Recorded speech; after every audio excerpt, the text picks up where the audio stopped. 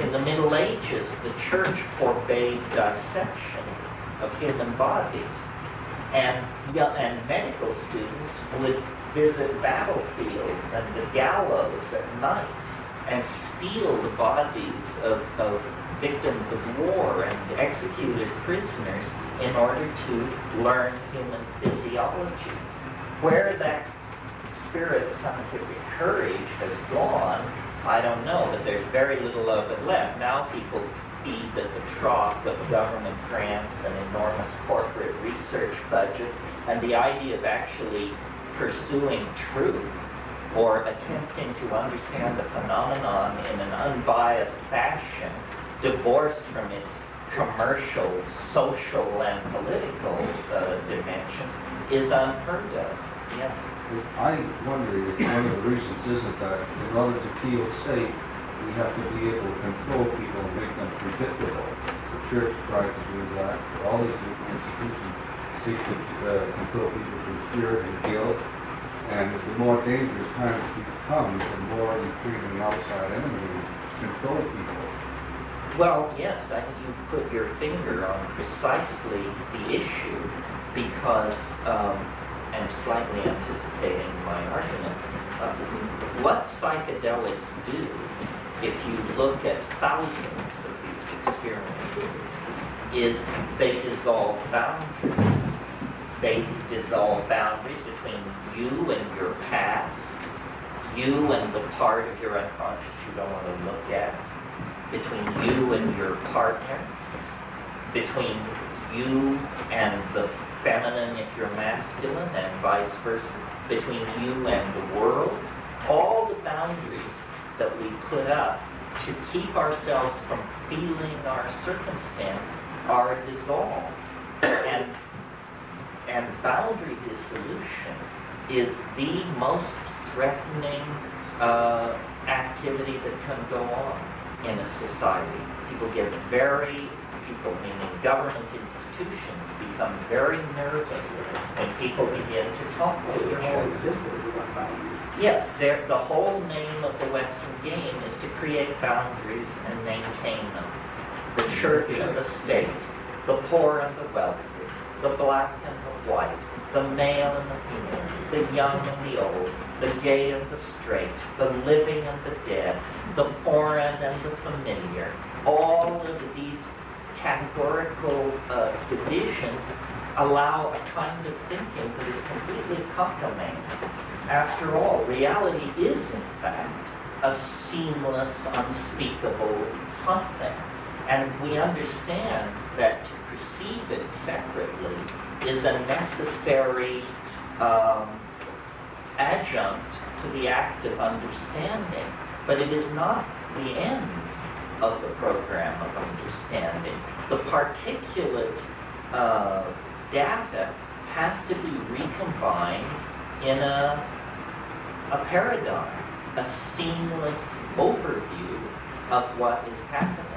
And the drugs that Western society has traditionally favored have either been drugs which maintain boundaries or drugs which promote mindless, repetitious physical activity on the assembly line, in the slave galley, on the latifundia, the slave-driven agricultural project, whatever it is. In the corporate office. In the corporate office. This is why, every labor contract on this planet, at least in Western civilization, contains a provision that all workers shall be allowed to use drugs twice a day at designated times, but the drug shall be caffeine.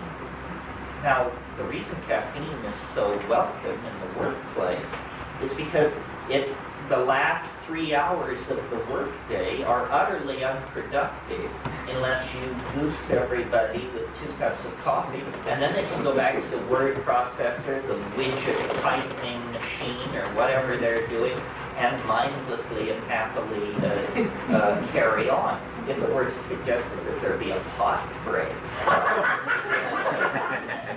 you would think that civilization was striking the iceberg.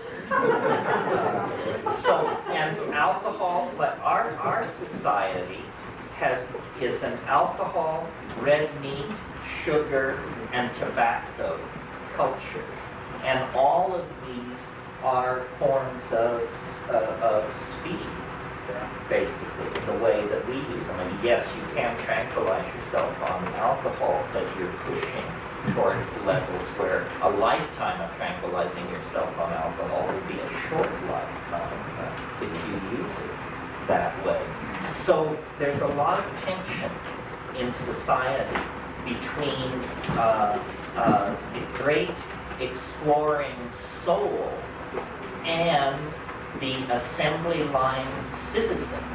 The citizen is defined by obligation and by the boundaries that define, the next citizen, either because it's neighbor or worker or employer or something like that. And the grand exploring soul is marginalized as an eccentric, or if necessary, more seriously marginalized as mad in some way. I mean, madness basically, up until the level of physical violence, means you are behaving in a way which makes me feel uncomfortable. Therefore, there's something wrong with you. Yes. So, this now, it's interesting, and this is one of the points that are dear to me, and they arrive in different orders each time. But I think of history as a kind of mass psychedelic experience, and the drug is technology. And as technology gets more and more perfected as a mirror of the human mind, the cultural experience becomes more and more hallucinatory. And for at least the past couple of hundred years, boundary dissolution has been underway at every level of Western civilization. I mean, we could push it further back. The Magna Carta, the fact that princes and lords of the realm would actually attempt to force the king's signature on a document defining their privileges. They are, after all, ordinary human beings. The king is the divine appointed regent of God in heaven. So this was a severe boundary dissolution in the context of the age in which it was taking place. They were actually saying, you as Christ's representative on earth should cede some of this omnipotence to us, mere mortals suspended in the political process. Well, that leads then to broader demands for human rights, for the idea that a permanent and large segment of society kept in permanent poverty is unacceptable. We got rid of debtors' prisons, things like this.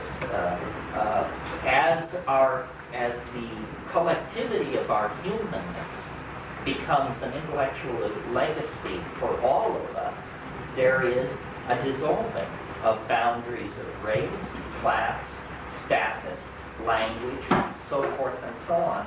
And the whole of the 20th century has seen a massive acceleration of this. The breakdown of the Soviet Union was in fact simply, it was even so described, the lifting of the Iron Curtain, meaning a membrane has suddenly disappeared. And more of these membranes are disappearing. And what is emerging then is a more and more psychedelic experience, meaning a sense of acceleration of information flow, a sense of rising ambiguity about what it all means. Everything seems to carry both a good facet and a detrimental facet. The ambiguity of everything is increasing. The connectedness of everything is increasing.